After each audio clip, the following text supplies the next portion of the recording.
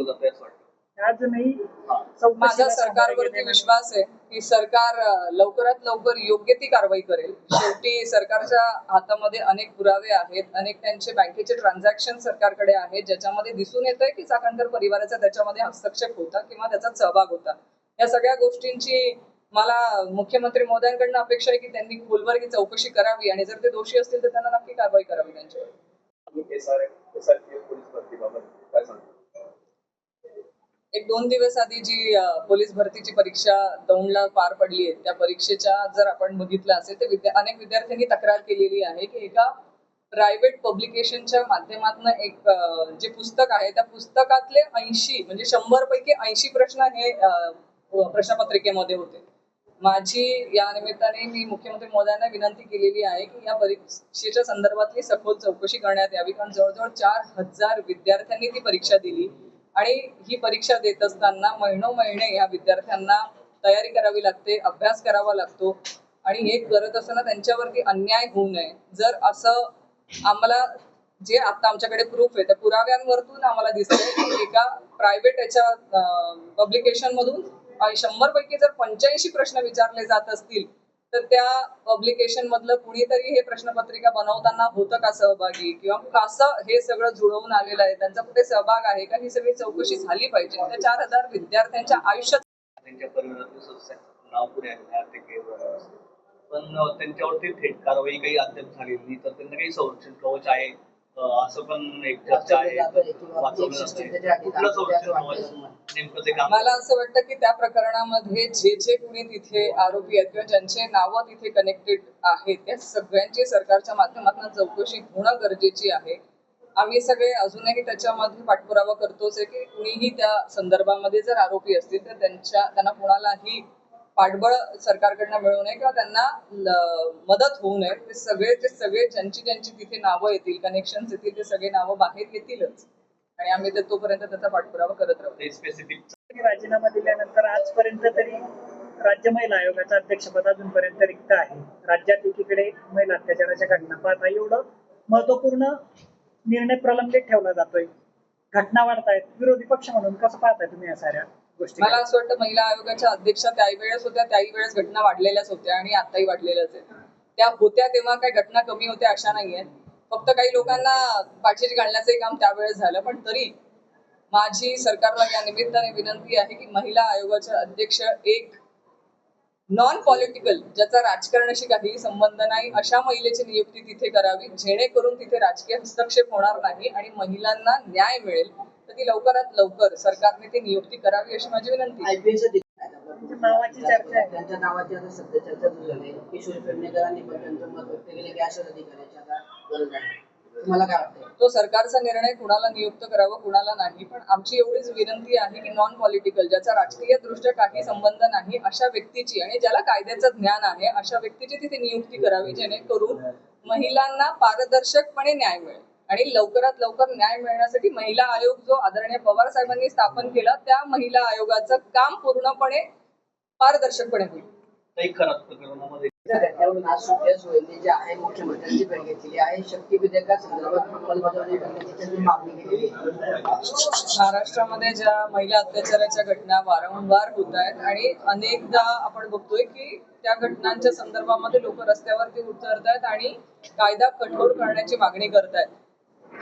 घटना घडते, त्याच्यानंतर लोक रस्त्यावर येतात, त्याच्यानंतर फक्त त्या व्यक्तीला अटक होते, पण त्याच्यानंतर त्या व्यक्तीला कठोर शिक्षा होण्यासाठी वर्षानुवर्षांची वाट बघावी लागते आणि याच्यामध्ये आरोपीला हा मनस्ताप हा कायमस्वरूपी होत राहतो आणि त्याच्यासाठी लवकरात लवकर कायद्यामध्ये बदल करणं अपेक्षित आहे.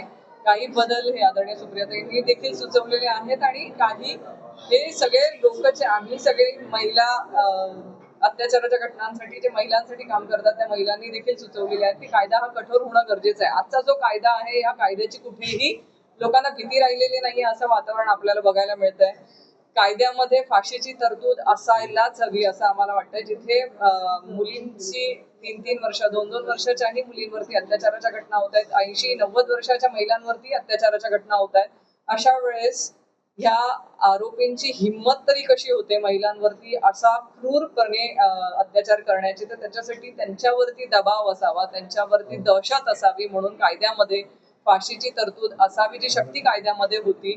मुख्यमंत्री महोदयांनी सांगितलं होतं की शक्ती कायद्यापेक्षा कठोर कायदा आम्ही आणू, पण तो आणताही मला असं वाटतं 5 वर्ष निघून गेलेली आहेत आणि या 5 वर्षामध्ये अनेक महिलांवरती अत्याचार झाले, त्या अजूनही न्यायाच्या प्रतीक्षेत आहेत. तर तो कायदा जो ते आणण्याचा प्रयत्न करतात, आमच्या शक्ती महाविकास आघाडीच्या सरकारच्या काळामध्ये जो शक्ती कायदा आम्ही पारित केलेला होता, त्याच्यामध्ये जे बदल त्यांनी केलेले तो कायदा लवकरात लवकर आणावा, जेणेकरून लोकांमध्ये एक दहशत तयार होईल आणि कुणीही महिलांच्या अंगावर हात टाकण्याची हिंमत करणार नाही, अशी आमची सगळ्यांची मागणी आहे. वाढत्या महिलांवरील अत्याचाराच्या घटना लक्षात घेता गृहमंत्र्यांच्या राजीनाम्याची मागणी केली जात आहे. तुम्ही काय तुम्हाला काय बोलू वाटतं ते सरकार म्हणून त्यांनी राजीनामा दिला पाहिजे का? मला एवढंच कळतं की ज्या महिलांवरती ज्या अत्याचाराच्या घटना या महाराष्ट्रामध्ये वारंवार होताना आपण बघतोय आणि त्यांना न्याय मिळायला जो उशीर होतो आहे, इथे कुठेतरी गृह विभागाकडनं दुर्लक्ष होतंय किंवा पोलीस यंत्रणेकडनं दुर्लक्ष होतंय का? ज्या व्यक्तीने आता हा गुन्हा केलेला आहे नरसंची घटनेमध्ये, तो पॅरलवरती होता, तर तिथे पोलीस यंत्रणेचं त्याच्यावरती लक्ष नव्हतं का? त्याच्यावरती 2 वेळा आधी हा गुन्हा नोंद झालेला आहे आणि हा त्याने आता जी केली ही 3री घटना आहे. असं असतानाही मग या पोलिसांकडनं त्याच्यावरती काहीच नियंत्रण नव्हतं का? अनेक ठिकाणी असंही लक्षात येतं की जिथे महिलांवरती अत्याचार होतात त्या पोलीस स्टेशन पर्यंत तक्रारी नोंदवायला जातात, पण त्यांना पोलिसांकडनंच दबाव आणला जातो, पोलिसांकडनं त्याची तक्रार घेतली जात नाही आणि कसंही करून ते प्रकरण दाबण्याचा प्रयत्न होतो आणि त्या महिलेला परत घरी पाठवण्याचा प्रयत्न केला जातो. अशा वेळेस अशाही होतात घटना की त्या महिलेवरती तक्रार तो नोंदवली जाते, पण आरोपीला फरार व्हायला वेळ दिला जातो. आरोपी फरार झाल्यानंतर तो आरोपी सापडतच नाहीये असं म्हणूनही देखील पोलीस यंत्रणेकडनं दुर्लक्ष केलं जातं. अशा अनेक उदाहरणं आम्ही देऊ शकतो की या अनेक गोष्टींमधून महिलांना जावं लागतंय आणि म्हणून महिलांवरती अत्याचार झाला ना तरी महिला पोलीस स्टेशन पर्यंत जाऊन अनेक महिलांची हिंमत होत नाही तिथे तक्रार नोंदवण्याची, कारण त्यांना न्याय मिळत नाही. आणि माझं म्हणणं आहे, रेप हा महिलेच्या शरीरावरती एकदा होतो, पण आपली यंत्रणा जी निष्काळजीपणा करते किंवा दुर्लक्ष करते त्याच्यावरती, महिलेवरती त्या यंत्रणेमुळे वारंवार रेप होतो आणि तो तिला त्रास सहन करावा लागतो. तर याच्यामध्ये नक्कीच गृह विभागाचं दुर्लक्ष म्हणावं किंवा त्यांच्याकडनं हेडसांड महिलांची होताना आपल्याला दिसते. या अनेक केसेस मध्ये उदाहरण आहेत. जेव्हा आपण कुठले कायदे होतात, एखादी घटना घडल्यावर त्या संदर्भातली अंमलबजावणी होते. आता पॅरलवरच्या आरोपीने अत्याचार केला तर समोर आला. आता आजच्या कॅबिनेट बैठकीत फडणवीसांनी निर्णय घेतला की पॅरलवर कुठल्याही अत्याचार करणाऱ्या आरोपीला सोडलं जाणार नाही. आधीच निर्णय का घेतला जात नाही सरकारने?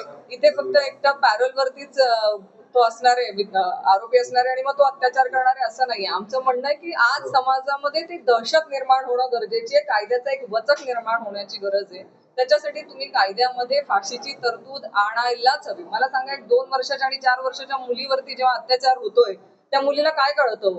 त्या मुलीला हे कळतं तरी का की आपण कोणाच्या सोबत चाललेलो आहे? जेव्हा अशा क्रूर घटना होत आहेत मग त्या आरोपीला आपण वाचवतो तरी काय, किंवा त्याच्यावरती मानवतेचा धर्म म्हणून आपण त्याला का मदत करायला देखील आपण कायद्याने त्याला तेवढी मदत मिळते?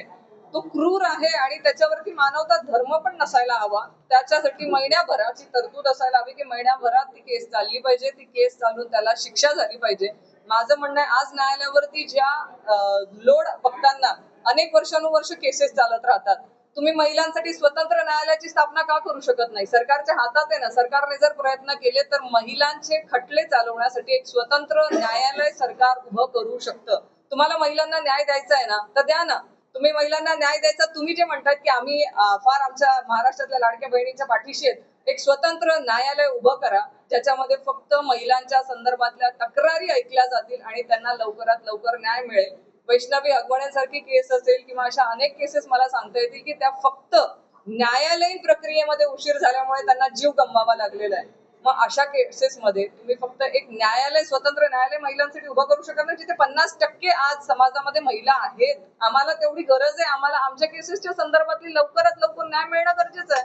नाहीतर तुम्ही बघतायत केसेस चालतायत, केसेस तक्रार नोंदवल्या जाते, पण जे तिथले साक्षीदार असतात त्या साक्षीदारांना प्रलोभनं दिली जातात, प्रेशराईज केलं जातं आणि ते साक्षीदार शेवटी त्यांचा जबाब बदलतात आणि शेवटी त्या महिलेला जिच्यावर अत्याचार झालाय तिला न्याय नाही मिळत.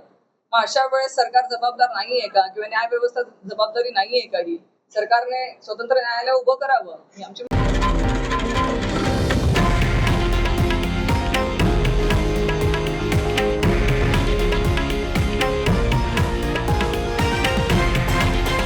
हे आहे देशातील नंबर 1 न्यूज नेटवर्क आणि आपण पाहत आहात TV9 मराठी, एकमेव.